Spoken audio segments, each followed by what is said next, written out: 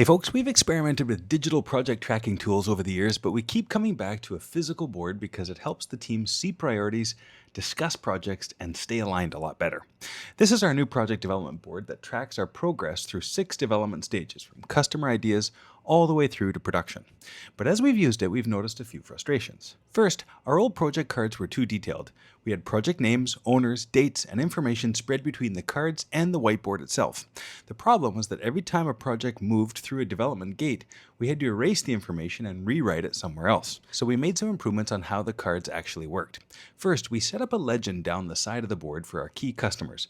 Now each project has a clean color-coded card with a dedicated white space underneath for notes, dates, and key actions. As the project moves between the different stages, the information moves with it. We also used to struggle with knowing the dates for the next check-in on some projects. For example, if someone said tooling would be ready in 2 weeks, we'd all pull out our phones to check the date. So we added a simple calendar to the bottom of the board so the details are right there at the point of use. And finally, we wanted a better way to show who is responsible for the current phase of each project. So each team member now has a dedicated magnet color.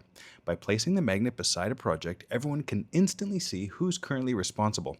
And if there's a handoff between development stages, we just swap out the magnets. They're all pretty simple improvements, but taken together, they make the board easier to maintain, easier to understand, and much more effective at managing the flow of new product development. Thanks so much.